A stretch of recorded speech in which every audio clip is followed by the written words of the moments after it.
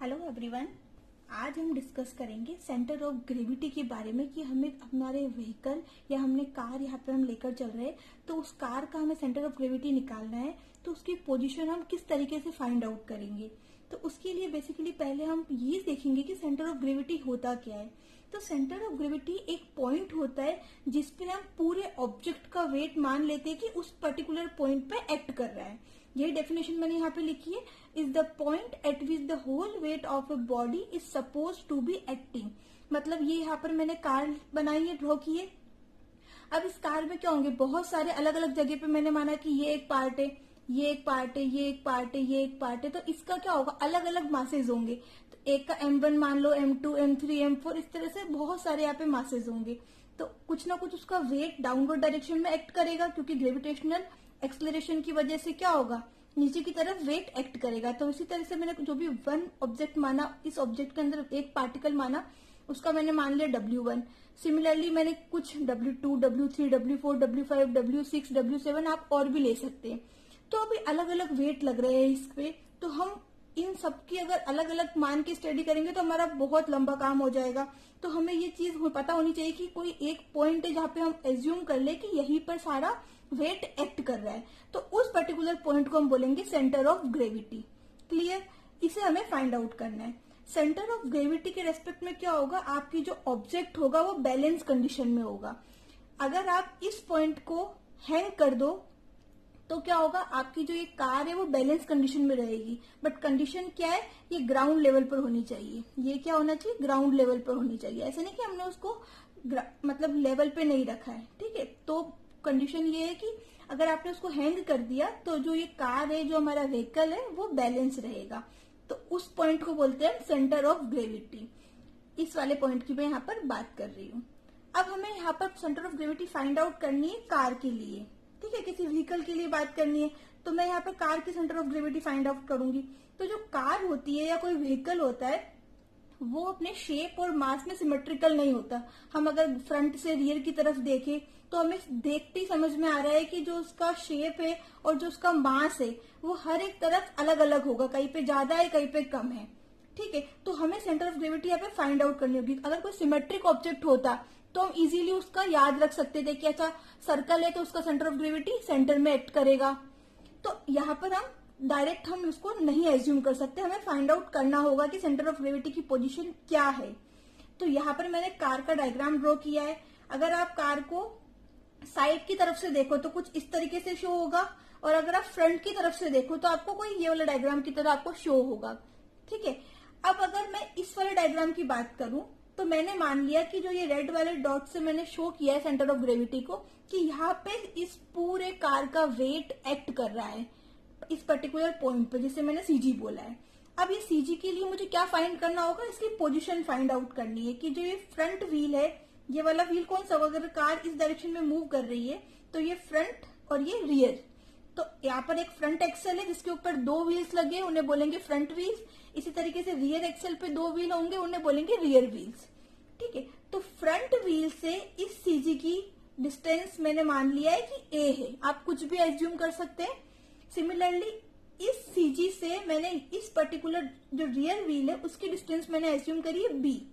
Okay, तो इसकी position, अगर मुझे किसी की पोजीशन बतानी है, कि मैंने बोला कि यहाँ पर एक क्लासरूम है, इस क्लास में अलग अलग स्टूडेंट्स बैठे हुए हैं, इसका नाम मैंने मान लिया P, इसका नाम मैंने मान लिया K, इसका नाम मैंने मान लिया T। अगर पोजीशन फाइंड आउट करनी है तो अगर मैंने पूछा कि K की पोजीशन बताओ तो K की पोजीशन क्या होगी, T से 1 and 2 लेफ्ट पे, लेकिन P से 1 and 2 राइट पे K की पोजीशन है। तो मुझे डिस्टेंस की टर्म्स में पोजीशन फाइंड आउट करनी है। तो यहाँ पर मैंने A और B एज्यूम किया है, इन्हीं को मुझे फाइंड आउट करना है, तभी मुझे पता चलेगा कि CG इस वाले व्हील से कितना डिस्टेंस पे और इस वाले व्हील से कितना डिस्टेंस पे। साथ ही जो CG से जो ग्राउंड लेवल तक की जो हाइट होती है उसे हम बोलते हैं H। ये भी हमें पता होगी तभी हम एग्जैक्ट CG को लोकेट कर पाएंगे। आई होप यहाँ तक क्लियर होगा। सेम ये वाला डायग्राम है, इसमें मैंने फ्रंट व्यू बनाया है कार का।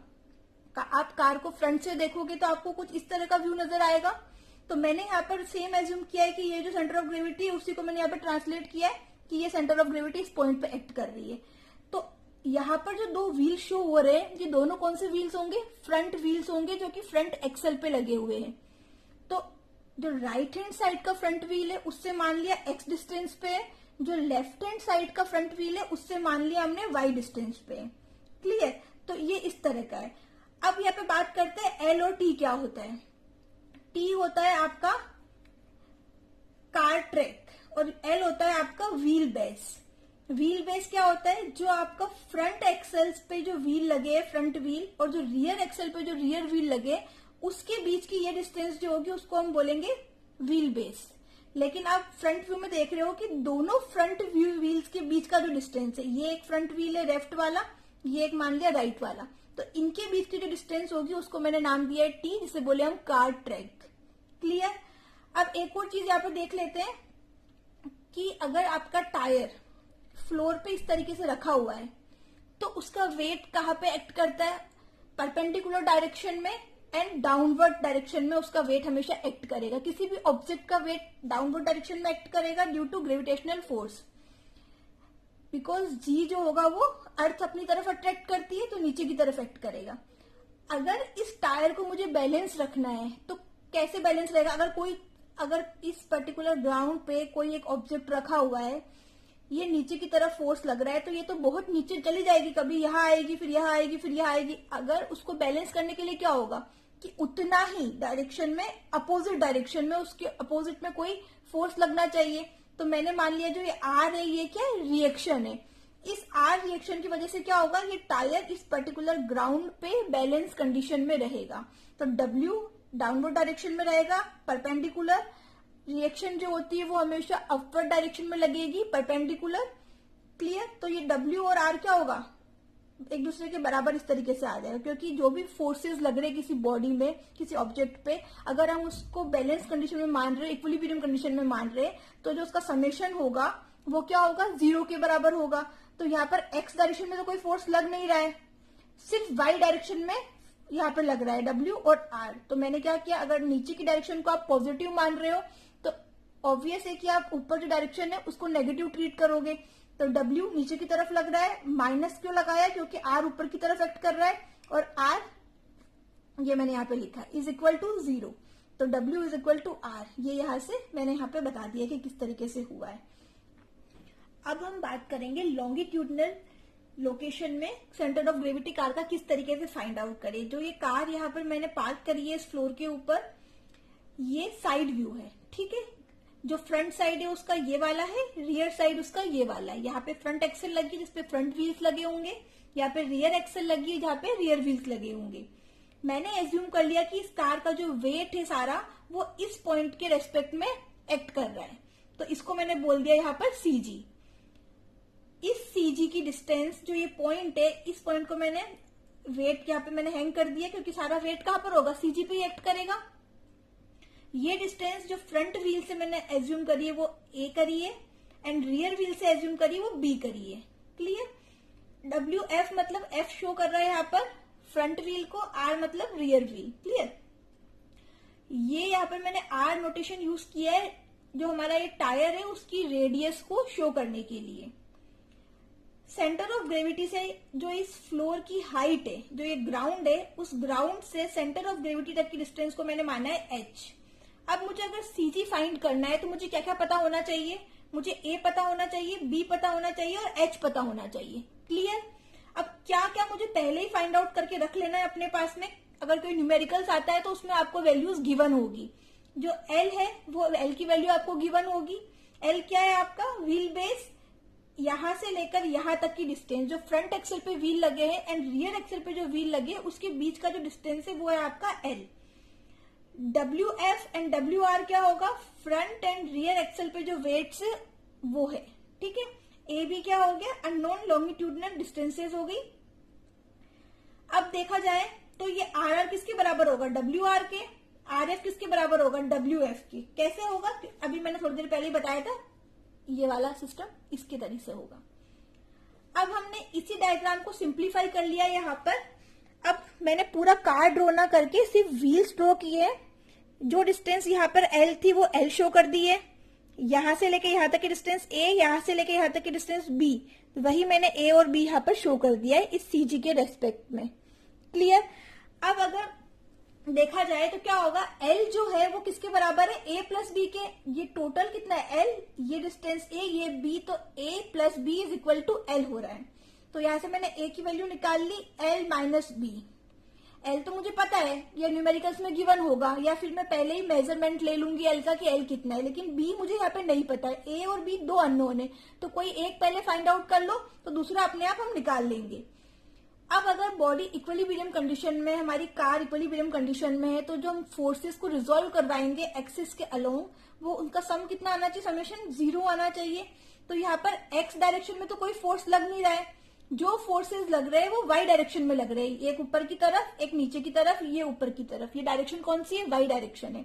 तो मैंने सारे फोर्सेस को रिजोल्व करवाना है वाई डायरेक्शन पे, समेशन कितना आना चाहिए, 0 आना चाहिए। W डाउनवर्ड डायरेक्शन में लग रहा है तो मैंने उसको पॉजिटिव ले लिया। अब अगर आपने डाउनवर्ड डायरेक्शन को पॉजिटिव ट्रीट किया है तो ऑब्वियस है कि आप अपवर्ड डायरेक्शन को नेगेटिव ट्रीट करोगे, तो minus R F minus R R, क्योंकि दोनों का अपवर्ड डायरेक्शन में लग रहे हैं, इज इक्वल टू 0। तो W की वैल्यू क्या आ गई, R F plus R R. मैंने साइन चेंज करके इधर शिफ्ट कर दिया, तो ये यहाँ पर हम कैलकुलेट कर लेंगे। कैसे कर लेंगे, क्योंकि हमने यहाँ पे बताया कि ये हमें यहाँ पे कैलकुलेशन करके चलना है, ये डेटा हमारे पास होगा तभी हम ए और बी निकालेंगे। अब क्या करना है, हमें मूवमेंट लेना है पी पॉइंट के रेस्पेक्ट में। पी पॉइंट कहाँ दिख रहा है आपको, ये यहाँ पे शो किया है मैंने पी पॉइंट। इस पी पॉइंट के रेस्पेक्ट में हमें मूवमेंट लेना है। मूवमेंट क्या होता है, फोर्स इंटू परपेंडिकुलर डिस्टेंस। ठीक है, फोर्स इंटू परपेंडिकुलर डिस्टेंस होता है आपका मूवमेंट। कैसे करेंगे, आपका इस पॉइंट के रेस्पेक्ट में लेना है, तो मैं सबसे पहले आर एफ फोर्स का ले रही हूं। तो फोर्स इंटू परपेंडिकुलर डिस्टेंस क्या होगी, इस फोर्स से परपेंडिकुलर डिस्टेंस ये होगी, मतलब ये कितनी है, एल है। तो मैंने आर एफ इंटू एल यहाँ पे लिखा है। अगर आप एंटी क्लॉकवाइज डायरेक्शन के मूवमेंट को इस पॉइंट के रेस्पेक्ट में लेना है, अगर आप इसको प्लस ट्रीट कर रहे हो तो जो ये डायरेक्शन होगी इसको आप नेगेटिव ट्रीट करोगे। तो डब्ल्यू के साथ में जो मूवमेंट आएगा वो क्या है, माइनस पहले लगा दिया। W परपेंडिकुलर डिस्टेंस कितनी है, इस वाले अगर मैं इसको एक्सटेंड करूं और ये डिस्टेंस देखूं मैं, ये वाली डिस्टेंस, तो कितनी है ये डिस्टेंस, ये डिस्टेंस है B। तो W multiply B is equal to 0। क्लियर, सिंप्लीफाई कर लिया, RFL is equal to WB। तो यहां से मैंने B की वैल्यू निकाल ली, RFL अपॉन W। ठीक है, अब इसी B की वैल्यू को अगर मैं इस वाली इक्वेशन में रख दूं, इक्वेशन नंबर 2 में अगर मैं वैल्यू पुट कर दूं, तो क्या कंडीशन बनेगी, A की वैल्यू आएगी L माइनस B की जगह क्या रख दिया आपने, RFL अपॉन W। L आपके पास नोन होगा, RF आपके पास नोन है, L नोन है, W नोन है, सब कुछ आपके पास नोन होगा। तो A और B की वैल्यू आप इजीली फाइंड आउट कर लोगे। A और B की वैल्यू आ गई, इसका मतलब आपको पता लग गया कि जो आपकी CG है उसको लोकेट करने के लिए जो रिक्वायरमेंट थी और A और B की, वो आपने फाइंड आउट कर ली। अभी सिर्फ हम यहाँ पे लॉन्गिट्यूडनल डिस्टेंस ही फाइंड आउट कर रहे हैं, H अभी हम बाद में फाइंड आउट करेंगे। क्लियर, ये हमने देखा साइड व्यू के दौरान। अब हम देखेंगे कि फ्रंट व्यू में क्या हो रहा है। फ्रंट व्यू के लिए देखने के लिए ये हमारा डायग्राम है जो कि मैंने ये बनाया है, CG position in front view. अब यहाँ पर क्या है कि ये जो हमारा कार ट्रैक है ये एक्स एंड वाई के बराबर होगा। ये एक डायग्राम में पहले ही एक्सप्लेन कर चुकी हूँ, इसलिए मैं डायरेक्ट पॉइंट पे आई हूँ। टी किसके बराबर होगा, एक्स प्लस वाई के। यही चीज मैंने यहाँ पे लिखी है, टी एक्स प्लस वाई के बराबर है। अब हम यहाँ पर मूवमेंट लेते हैं पॉइंट के रेस्पेक्ट में। ये हमारा पॉइंट के है, ठीक है। तो आर एफ का लग रहा है ऊपर की तरफ, डब्ल्यू का लग रहा है नीचे की तरफ, और हमने इस पॉइंट पे ये फोर्स लग रहा है आर आर। हमने पहले भी नहीं लिया था यहाँ पर, और जो हमारा पहले वाला डायग्राम था वहां पर भी हमने जब मूवमेंट लिया था तब हमने यहाँ पर क्या किया था, आर आर की वैल्यू के रेस्पेक्ट में हमने मूवमेंट नहीं लिया था, क्योंकि फोर्स तो है आर आर, लेकिन परपेंडिकुलर डिस्टेंस इस पॉइंट के रेस्पेक्ट में 0 है, तो वो अपने आप 0 हो जाएगा। सिमिलरली यहाँ पर कौन कौन से फोर्सेज है, आर एल और डब्ल्यू। अगर आप डब्ल्यू को पॉजिटिव ट्रीट कर रहे हो इस बार, तो आर एल को नेगेटिव ट्रीट करना है। डब्ल्यू डिस्टेंस कितनी आ गई, एक्स। फोर्स कितना है, डब्ल्यू, परपेंडिकुलर डिस्टेंस हो गई हमारी एक्स। इस पॉइंट के रेस्पेक्ट में हम बात कर रहे हैं, इसीलिए अगर हमने इसको पॉजिटिव लिया है, इस डायरेक्शन को अगर हमने पॉजिटिव लिया है, तो इस डायरेक्शन को हम क्या करेंगे, नेगेटिव ट्रीट करेंगे। तो माइनस आर एल, और डिस्टेंस कितनी हो गई, इतनी, यहां से लेके यहां तक टी, तो वो यहाँ पे मैंने मेंशन कर दिया है। तो x की वैल्यू निकाल लिया हमने, सिंप्लीफाई कर दिया इसको, तो x की वैल्यू क्या आ गई आपके पास में, RL/T/W। अब इक्वेशन फर्स्ट जो यहाँ पे हमने यूज कर रहे हैं और इक्वेशन 2 में दोनों को हम यूज करेंगे। तो इक्वेशन फर्स्ट को अगर देखें तो t = x+y, तो y निकल के आ गया t - x। तो x की वैल्यू हमने इक्वेशन नंबर 2 में निकाल ली है, तो यही वैल्यू हमने यहाँ पे पुट कर दी है, तो हमारे पास y भी आ जाएगा। तो t मतलब कार्ट रेट, जो हम पहले ही फाइंड आउट करके रखेंगे, RL/T/W सब कुछ नोन होगा, तो हम x और y की वैल्यू इजीली निकाल लेंगे, जो कि हमें बताएगा कि हमारा CG कहाँ पर लोकेट कर रहा है। अब बात करते हैं कि जो कुछ कार होती है, जो कि फ्रंट व्हील कार के अलावा जो कोई कार की हम बात कर रहे हैं, तो उसमें जो वेट डिस्ट्रीब्यूशन होता है वो सिमेट्रिक होता है। मतलब जितना लेफ्ट हैंड साइड पे उतना ही राइट हैंड साइड पे, इस तरह से डिजाइन होता है कुछ कार्स में। तो वहां पर आप x एंड y की वैल्यू क्या होती है, सिमिलर रहेगी। जितना x होगा उतना ही y होगा, क्योंकि यहाँ पर RR और RL क्या होंगे, सेम होंगे, क्योंकि वेट क्या है जो इनके नीचे एक्ट कर रहा है, WR और WL, वो सेम होंगे। तो इस कंडीशन में आप x और y को t/2 ले सकते हो। अगर किसी न्यूमेरिकल में मेंशन है कि आपका वेट डिस्ट्रीब्यूशन फ्रंट व्यू में सिमेट्रिक है, या फिर फ्रंट व्हील ड्राइव का जिक्र नहीं कर रखा, कुछ और दे रखा है, तो आप अगर न्यूमेरिकल कम मार्क्स में आया है तो आप सिंपली डेटा यहाँ पर यूज कर सकते हो। अदरवाइज आपको ये x और y की वैल्यू याद रखनी पड़ेगी, पिछले वाले केस में a और b की वैल्यू याद रखनी पड़ेगी, तो आप डायरेक्ट न्यूमेरिकल सॉल्व कर लोगे। क्लियर? अब हमें कैलकुलेट करना है हाइट h को, कि हाइट h क्या है। तो उसे कैलकुलेट करने के लिए हमने क्या किया है, उसी कार को किसी एक एंगल के ऊपर इंक्लिनेशन देकर प्लेस कर दिया है। पहले जो कार थी वो इस तरह से सरफेस पे थी, अभी किसी एंगल के ऊपर है। क्लियर? वो एंगल मैंने एज्यूम कर लिया थीटा। जो टर्म्स थी L, A, B, small h, इनकी वैल्यू जो पहले थी, जो पहले हमने डिनोट किया था, सेम पर्पस यहाँ पर है, सेम लॉजिक, सेम मीनिंग यहाँ पर रहेगा। क्लियर? अब चेंजेस क्या हुआ उसकी बात कर लेते हैं। ये एक ब्लॉक मैंने यहाँ पे रखा है फ्रंट एक्सेल्स पे, तो इसकी जो हाइट है, या इतना जितनी हाइट पे हमने उसको प्लेस किया, उसको मैंने कैपिटल H मान लिया है। टायर की रेडियस स्मॉल r है। सीजी से लेके ग्राउंड फ्लोर, अभी फ्लोर कौन सा है, ये वाला फ्लोर हो गया, क्योंकि मैंने थीटा एंगल पर उसको टिल्ट कर दिया है। तो अभी जो मेरा ग्राउंड है वो क्या हो गया, ये वाला हो गया। तो यहां से लेके यहां तक की सीजी तक डिस्टेंस कितनी है, स्मॉल h। ठीक है, ये मैं यहाँ पे मेंशन कर देती हूँ, स्मॉल h। तो यहां तक की डिस्टेंस कितनी होगी, यहां तक की डिस्टेंस होगी आपकी स्मॉल h में से आप ये रेडियस को माइनस कर दो, इस टायर की रेडियस को, तो ये h - r हो गया।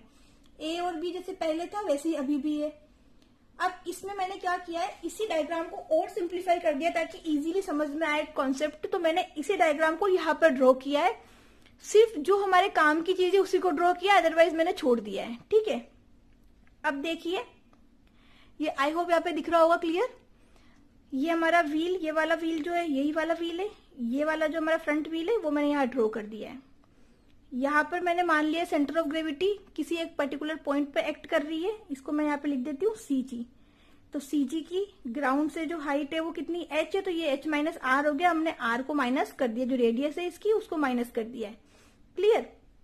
टोटल L है, सेंटर से लेके रियर व्हील तक का B और सेंटर से लेके फ्रंट व्हील तक का A, जैसे कि हमने पहले बात की थी, सेम लॉजिक दे रही हूं मैं। ठीक है, तो इसलिए मैं डिटेल में एक्सप्लेन नहीं कर रही हूँ उस बात को। अब ये एंगल अगर थीटा है तो ये एंगल कितना होगा, थीटा होगा। अगर किन्हीं भी दो लाइंस के बीच में, एक ये लाइन है और एक ये लाइन है, इनके बीच में अगर एंगल थीटा है तो उनके परपेंडिकुलर्स के बीच में भी एंगल कितना होगा, थीटा। तो इस वाली लाइन के परपेंडिकुलर कौन सी लाइन हो गई, ये वाली जो वेट जैसे हमने हैंग कर रखा है, और इस वाली लाइन के परपेंडिकुलर क्या हो गया, ये वाला। तो इनके बीच में भी एंगल कितना होगा, थीटा होगा। क्लियर? कोई डाउट नहीं होगा। पॉइंट मतलब डिनोट कर दिया है, A, इसे बोल दिया है B, इसे बोल दिया है C, इसे बोल दिया है E, इसे बोल दिया है D। अब हम देखते हैं कि होता क्या है। सबसे पहले हम फोर्सेस को रिजोल्व करवाएंगे, जैसे कि अभी तक करते आए।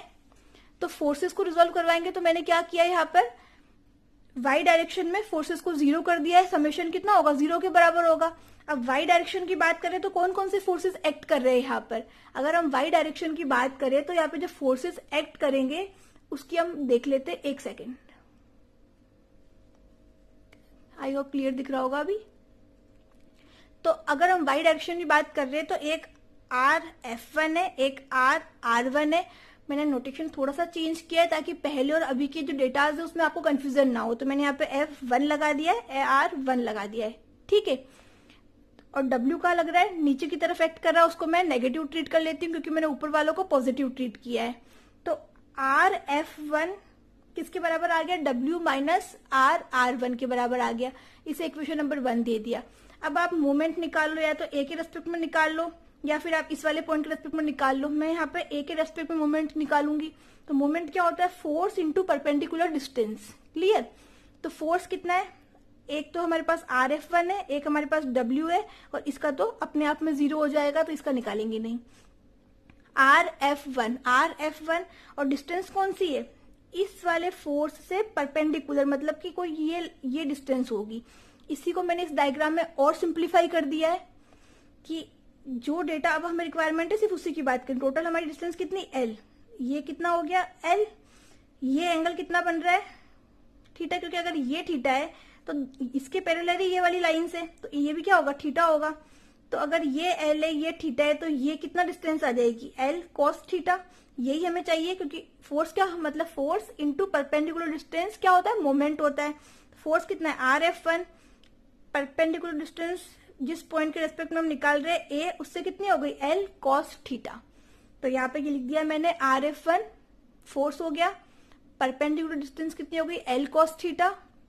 अगर मैंने इसको पॉजिटिव लिया है अपवर्ड डायरेक्शन वाले को, तो डाउनवर्ड डायरेक्शन में जो है उसको नेगेटिव ट्रीट करना होगा, तो उसको माइनस W। अब वापस जो परपेंडिकुलर डिस्टेंस होगी वो यहां से A तक की चाहिए, तो कितनी होगी, A से लेके B तक परपेंडिकुलर डिस्टेंस होगी। तो मैंने यहाँ पे AB एज इट इज मैंने मेंशन कर दिया है, इज इक्वल टू 0। और सिंप्लीफाई कर दिया, इज इक्वल टू करके माइनस को साइन को इधर पॉजिटिव लेकर आ गए, ये इक्वेशन नंबर दे दिया हमने 2। अब देखते क्या होगा। इसी डायग्राम में अगर हम देखें फिगर में यहाँ पे, तो AC क्या बराबर होगा, अभी तक हमने ये निकाला था A से लेके C तक डिस्टेंस निकालनी है अब हमें। तो AC किसके बराबर होगा, AC, ये B है, ये एंगल थीटा है, तो B cos थीटा होगा। सेम पर लॉजिक जैसे कि हमने L cos थीटा लिया था, उसी तरीके से ये डिस्टेंस B है, तो अगर यहाँ से लेके यहाँ तक ही निकालना होगा तो क्या हो जाएगा, B cos थीटा हो जाएगा। ठीक है, तो मैंने यहाँ पे AC की जगह B cos थीटा पुट करना है। BC मतलब कि यहाँ से लेके यहाँ तक की डिस्टेंस, जितना B से लेके C तक की डिस्टेंस है उतना ही क्या है, E से लेके D तक की डिस्टेंस है।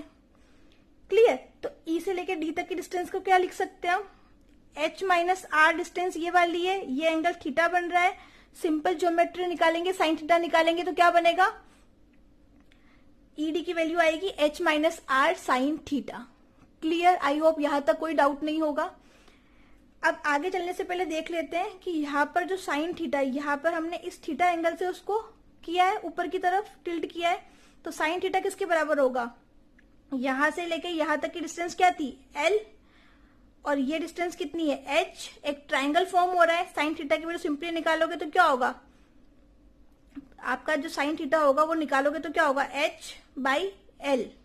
क्लियर, हाइपोटेनियस अपॉन, ऑब्वियसली पता ही होगा, बेस। क्लियर, तो ये आपका निकल के आ जाएगा। अब देख लेते हैं कि साइन थीटा कैसे निकल के आ रहा है, ये आगे काम में आएगा। तो ये थीटा एंगल पे हमने उसको इंक्लाइंड किया है, ये डिस्टेंस कितनी हमारी L थी, ये हमारी H है। साइन थीटा क्या होता है, परपेंडिकुलर अपॉन हाइपोटेनियस, तो H अपॉन L हो गया, तो ये वैल्यू हमारी काम आएगी, इसलिए मैंने अभी डिस्कस कर लिया है। क्लियर। अब हमें क्या करना है, यही से हम स्टार्ट कर रहे थे वापस, तो AB को हमने क्या लिखा था, A से लेके B तक को, AC में से आप BC को माइनस कर दो तो आपके पास में AB डिस्टेंस आ जाएगी। तो वही चीज हमने यहाँ पर करी थी, जहां पर AC को हमने B cos थीटा और BC को H minus R sine theta simple geometry apply करके निकाल लिया था। क्लियर। ये रखने के बाद जो इक्वेशन आई है उसको मैंने इक्वेशन नंबर 3 नाम दे दिया है।